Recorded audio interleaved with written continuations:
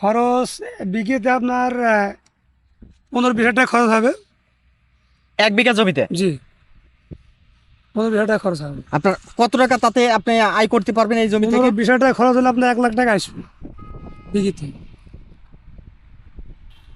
1 লাখ টাকা? জি, 1 লাখ টাকা আসবে। আচ্ছা, তাহলে তো লাভ না লস হবে? লাভই হবে। আচ্ছা, নিজের খাটাখাটনি এই প্রতিদিন ডিবির দেওয়া লাগে এই।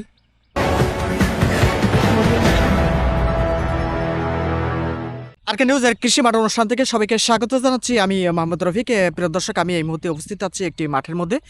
তো আমার পিছনে কিন্তু একটি ক্ষেত আমরা দেখতে পাচ্ছি। এই ক্ষেতটি অবস্থান যদি আপনাদের একটু বলে রাখি, সেটা হচ্ছে বেগুনের ক্ষেত। এবং এই বেগুন কিন্তু আমাদের দেশে কিন্তু বেশ একটি জনপ্রিয় একটি সবজি, এবং এই সবজি মূলত সাধারণত সব ধরনের মানুষই কিন্তু এই সবজিটা কিন্তু আমরা খেয়ে থাকি এবং এর প্রতি বেশ আকর্ষণ। এবং আমরা কিন্তু এই সবজি শুধুমাত্র আপনার যে রান্নার কাজে আমরা করে থাকি না তা নয়, এটি কিন্তু আপনার ভর্তা হিসেবে, তারপর চাক ভাজি হিসেবে কিন্তু আমরা এই বেগুন কিন্তু ভেজে থাকি এবং খেয়ে থাকি। তা আসলে এই যে বেগুন, এই বেগুন আসলে কৃষকরা আসলে কোন পর্যায় থেকে তৈরি করে, এবং এটা কিন্তু সম্পর্কে আমরা কিন্তু সাধারণত কিন্তু আসলে এর বেশি একটা কিন্তু খোঁজখবর রাখি না। তা আমি আজকে বিষয়টা একটু বাস্তব চিত্রটা আপনাদের দেখানোর জন্য আমি কিন্তু আপনাদের সামনে উপস্থিত হয়েছি। এবং যেহেতু আমি বিষয়টা আমার নজরে কিন্তু আসার কারণে আমি আপনাদের সামনে একটু মুখোমুখি হচ্ছি। তো এই যে বেগুন, এই বেগুন কিন্তু অত্যন্ত একটি জনপ্রিয় একটি সবজি। কিন্তু এই সবজি কৃষকরা যারা আছে তারা কিন্তু এই সবজি উৎপাদন করতে কিন্তু তারা অতি মাত্রায় কিন্তু সার এবং কীটনাশক ব্যবহার করে।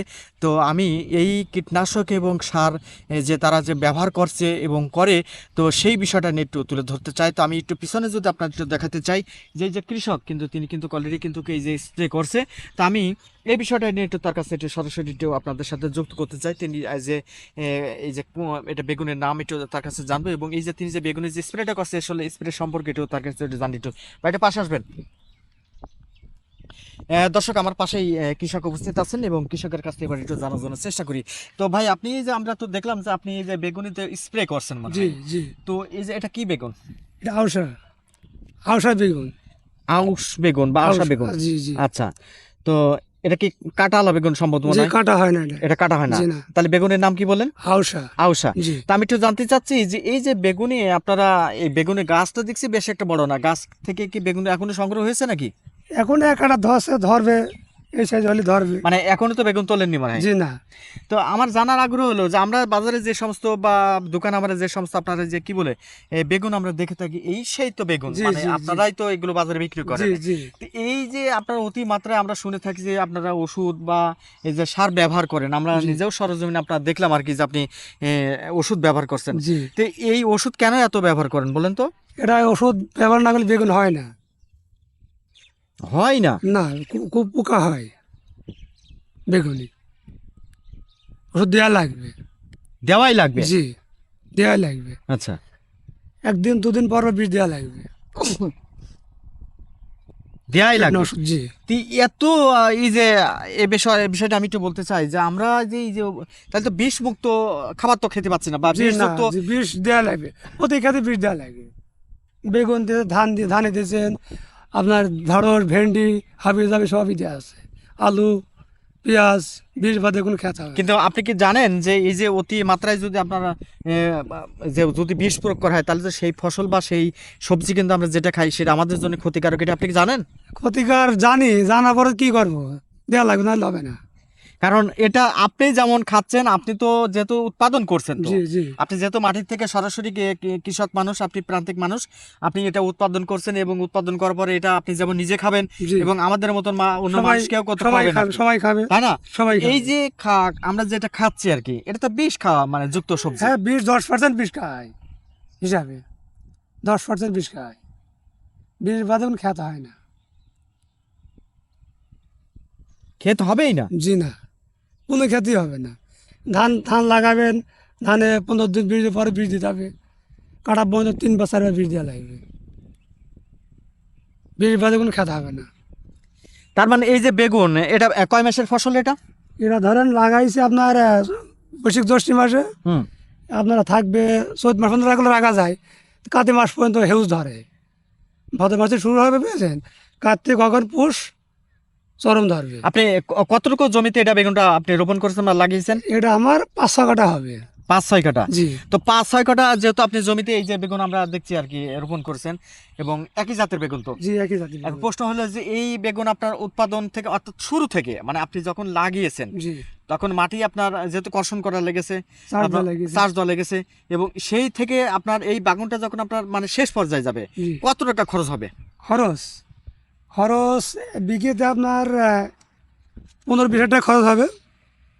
1 বিঘা জমিতে জি 15-20 হাজার টাকা খরচ হবে। আপনার কত টাকা তাতে আপনি আয় করতে পারবেন এই জমি থেকে? 15-20 হাজার টাকা খরচ হলে আপনার 1 লাখ টাকা আসবে বিঘেতে। 1 লাখ টাকা। জি 1 লাখ টাকা আসবে। আচ্ছা, তাহলে তো লাভ না লস হবে? লাভই হবে। আচ্ছা, নিজের খাটাখাটনি নিয়ে প্রতিদিন ডিপিস দেওয়া লাগে। এই তাতে পরিশ্রম করে যদি পরিশ্রম করতে অতিরিক্ত পরিশ্রম করা লাগে। হ্যাঁ, অতিরিক্ত পরিশ্রম করা লাগে। তো অতিরিক্ত পরিশ্রম যদি হয়, যেহেতু আপনি খরচের কত টাকা বললেন 1 বিঘাতে? 20,000 তো হবে। 20,000 টাকা। জি। আপনি আয় করছেন কয় টাকা? 1 লাখ 1 টাকা। লাখ টাকা আয় হবে। তার মানে আপনি বলতে চাচ্ছেন যে এখান থেকে আমি 80,000 টাকা মতন আপনি আয় করতে পারবেন? পরিশ্রম বাদে। পরিশ্রম বাদে। আর জি আর পরিশ্রম যদি ধরেন পরিশ্রম ধরলে এখন পরিশ্রম বিকেল বেলা আসছি, এত তারা দিন কামাই করে পরিশ্রম করছি নি। হুম, এই আর কি, দিন কামাই করে পরিশ্রম করলে এসব যা আগড়া আছে। এখন এটা তো আপনি নিজের ফসলে আমি ধরে নিলাম আপনি নিজেই করছেন আর জি কি, জি কিন্তু আপনি যখন যে জন দিয়ে বা শ্রমিক দিয়ে যখন কাজ করাবেন তখন কি করবেন? তখন জোন দিয়ে বেগুন করলে পরে লাভ বেশি থাকবেই না, সীমিত থাকবে। জোন দিয়ে করা যায়, একটা জোনের দাম 500 টাকা, প্রতিদিন বীজ দেওয়া যায়, তাহলে কি কেমন হয়েছে? একদিন পর যদি বীজ দেওয়া যায় লাভ থাকছে? থাকছে না। নিজেরা করি, গরিব মানুষ, পাট খাটা মানুষ, ওই জন্য কিছুটা লাস্টে দেখা যায়। ওই হাট বাজার চললু, টাকা টাকা পাকে হইল, এই আর কি। মানে না করলেই নয়, না করলে না, না এটাই করলে পেশা। না। এটাই পেশা, করাই লাগবে। বুঝছেন? আচ্ছা আচ্ছা। দর্শক, আমরা কিন্তু শুনছিলাম একজন কৃষকের কথা। তিনি কিন্তু এই যে বেগুন যে চাষ, সেই চাষ কিন্তু তিনি নিজেই একজন কৃষক এবং নিজেই তার জমি থেকে তিনি এই ফসলটা তিনি উৎপাদন করছেন।